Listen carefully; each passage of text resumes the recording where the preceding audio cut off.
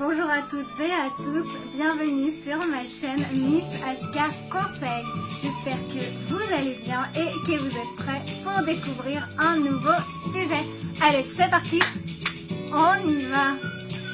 Je vous retrouve aujourd'hui pour un nouveau sujet. Je vais vous parler de l'enfant handicapé et quelle place prend cet enfant handicapé au sein de la famille et au sein de la fratrie.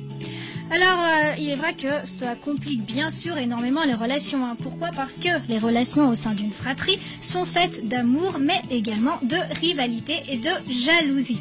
C'est tout à fait normal. C'est une jalousie quand elle ne devient pas pathologique, c'est-à-dire maladive, qui est douloureuse, mais qui est cependant très constructive pour l'enfant.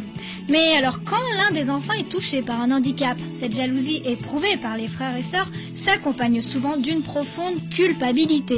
Pourquoi ? Parce qu'ils peuvent difficilement exprimer tout ce qu'ils ressentent vis-à-vis du nouveau venu qui n'est pas comme les autres. D'autant que pour les parents, l'annonce d'un handicap est toujours une nouvelle terrible, très difficile à accepter, très difficile à assumer. Ils ne sont donc pas forcément suffisamment à l'écoute dans ces moments douloureux. Les autres enfants du couple ne se sentent donc pas toujours autorisés à verbaliser leur ressenti, qui est pourtant tout à fait normal. Mais alors, comment peuvent-ils dès lors réagir ? L'enfant handicapé occupe une place très lourde et monopolise évidemment beaucoup plus ses parents. Ses frères et sœurs ont parfois même l'impression d'être oubliés et ont le sentiment qu'ils intéressent moins leurs parents. Alors certains vont se sentir obligés d'être parfaits. Ce sont des enfants qui ne se plaignent jamais. Quelque part, ils s'investissent d'une mission qui est de restaurer une partie du narcissisme que leurs parents ont perdu. Car il faut bien comprendre que la situation que vivent les parents est très douloureuse. Et les enfants ont spontanément envie de venir au secours de leur père ou de leur mère qui ne va pas bien. Ils ont envie de les rassurer dans leur chagrin. C'est pourquoi il est très important de maintenir le dialogue. Si personne ne parle, c'est une catastrophe. Une autre chose importante, c'est de faire attention de ne pas privilégier l'enfant handicapé. Quand il se dispute avec son frère ou avec sa sœur, ce n'est pas toujours un service à lui rendre que d'intervenir systématiquement en sa faveur. Comme tous les autres enfants, il a lui aussi besoin de cadres et de limites, et besoin de rivalité avec ses frères et sœurs pour se construire. Maintenant, il y a aussi des aspects positifs, c'est-à-dire une ouverture sur la différence. Les frères et sœurs d'enfants handicapés apprennent en effet à le considérer autrement que comme un handicapé que la société va montrer du doigt. Ils ont d'ailleurs beaucoup à apprendre de lui et il leur offre cette richesse d'un autre regard. Ils apprennent qu'être différent, ce n'est pas forcément être moins bien.